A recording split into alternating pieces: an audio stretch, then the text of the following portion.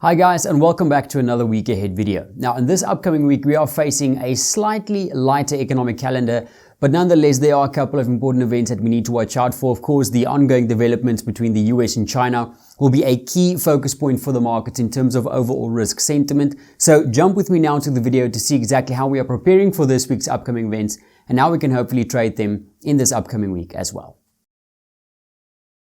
Taking a quick look at the baseline for overall risk sentiment. Now recently there's been lots of speculation in the trading community about the type of economic recovery that the world is in store for due to the COVID-19 pandemic. Now some market participants are calling for a V-shape recovery, others are calling for a U-shape or an L-shape or a W-shape. Now, we highlighted last week that different asset classes are currently pricing in very different types of risk right now. If we take a look at global equity markets, roughly speaking, they have retraced about 50% of that mid-March drop that we saw, that massive market sell-off. And right now, markets are pricing in a potential 20% earnings decline in 2020. Now, some analysts argue that is very overly optimistic right now, with some actually calling for a drop closer to 50% in terms of earnings. Now, if we compare the equity performance to US Treasury yields as well as commodities on this chart over here, we can see that other asset classes are painting a completely different picture. Another telling sign also is the currency space. Looking at the US dollar, the Fed has tried to keep a lid on the dollar strength recently by obviously announcing that unlimited QE program, increasing its balance sheet with over US $1.5 trillion, as well as opening up 9 additional swap lines with various countries. Now, all of these things should have weighed on the dollar and devalued the dollar, but we haven't really seen that happen. We have seen the dollar stay in high demand, obviously due to that overall a very negative economic backdrop for the world, and which shows that the currency market is still sitting on the sidelines right now, alongside bonds and commodities, in pricing in that everything is suddenly all well. Now, apart from that, another sign that currencies are pricing in more risk to come is the fact that the safe haven Japanese yen is leading the G10 pack to the upside this year, even outperforming the US dollar.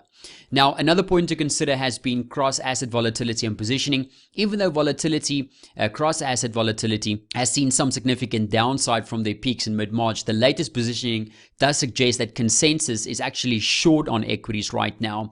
Now, a consensus short position does seem to coincide with the recent short squeeze narratives that we have seen growing amongst market participants.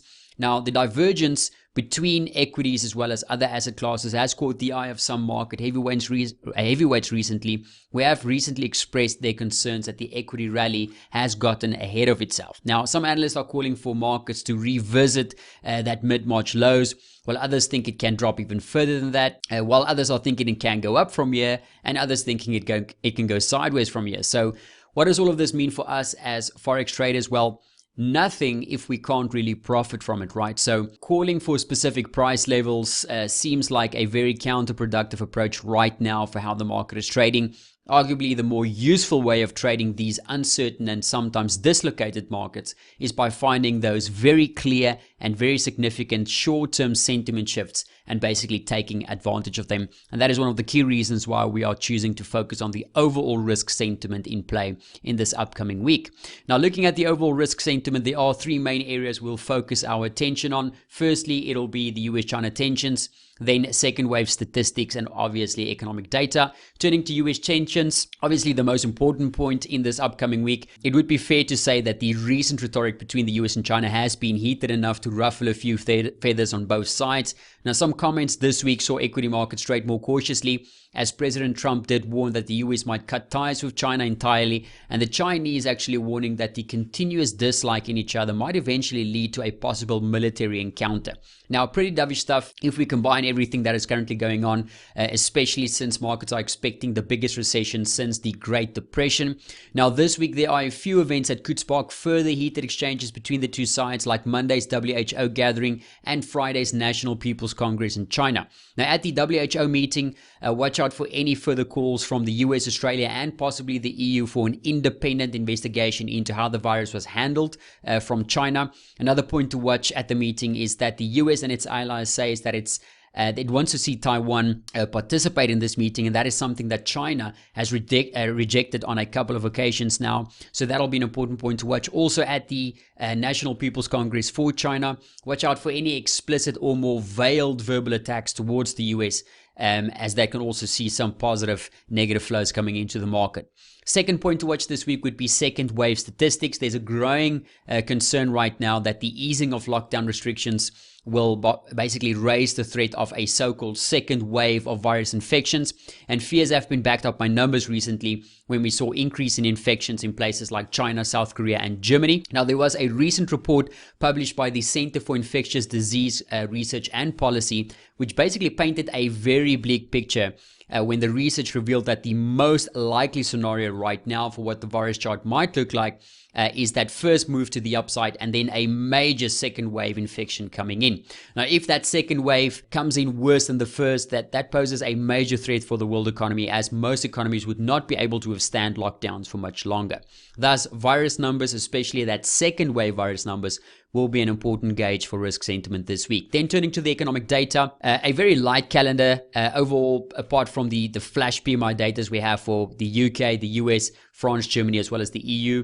Now, some economies have started to slowly open up recently, so analysts are expecting the data to improve slightly from May onwards. However, some investment banks like Nordea has cautioned on reading too much into better than expected numbers. They rightly argue that the PMI data wasn't meant to be used for situations where there are basically zero business activity, like a complete nationwide lockdown. So if you're starting with a starting point of zero, you could see a significant V-shaped jump in terms of PMI data just by slightly reopening and restarting your economy. So this means that the PMI data might come out looking great, while the actual recovery might not be even close to that type of environment. So definitely something to keep in mind for that PMI data. Also, talking about scheduled events, we do have Fed Chair Powell as well as Treasury Secretary Mnuchin, who are due to testify in front of the Senate on coronavirus aid relief and the Economic Security Act. After their recent comments, markets are expecting Fed Chair Powell to basically stick to the script, but we might see some talking up of the economy, so to speak, from Treasury Secretary Mnuchin. So definitely a couple of things to consider. Looking over to the dovish sentiment shifts, the first focus point that we could watch for possible downside in terms of overall risk sentiment is, of course, further escalations between the US and China. This week will offer many opportunities for the two sides to continue their negative rhetoric, such as Monday's WHO, as well as Friday's Chinese People Congress. Now, apart from these events, we should also make sure to keep our audio squawk tuned in and turned up to catch any unscheduled comments or tweets from the two sides this week. Turning to the virus, we need to keep track of any further increases in second wave numbers in places like Germany, South Korea and China. Also keeping an eye on US numbers with more and more states looking to open up and businesses opening up as well. Turning to the economic data, arguably that should be where the least of the market's focus will be in this upcoming week. As mentioned, markets are looking for some improvement in flash PMI data points. So if we do see significant miss in these data points, that could spark some additional risk off flows as well. As that would point to the actual opening up and seeing business activity return, that could point to that it's being not as good as the markets are currently expecting, and that can see some potential downside. Also consider the joint testimony from Fed Chair Powell. The recent dire economic outlook from various Fed members could be augmented in his testimony, and that can also spark some potential downside for risk assets. Turning to potential hawkish sentiment shifts, the economic data is one to look out for, especially the flash PMI data that could start to look more V-shaped, like the data we saw out of China as well. Now, as mentioned previously, going from zero activity to some activity will already lead to a V-shaped looking chart for these PMI numbers. And as misleading as that data would be, the markets might latch onto any reasons to feel positive right now. So keep that in mind as a possible hawkish sentiment shift. This also brings us to the testimony of Treasury Mnuchin, which would probably be on the more optimistic side compared to something like Fed Chair Powell. Now, a much more optimistic tone and comments from him could see some upside for risk assets, especially if he talks about further possible stimulus programs coming in. Questions from the Senate regarding China is also something to keep in mind, as that is a risk factor for the more hawkish sentiment side from Mnuchin. So definitely keep that in mind as well. As highlighted last week, keep a very close eye on initial jobless claims. That can be an interesting release this week as well, especially if we see a significant move lower in line with the recent downtrend we've seen.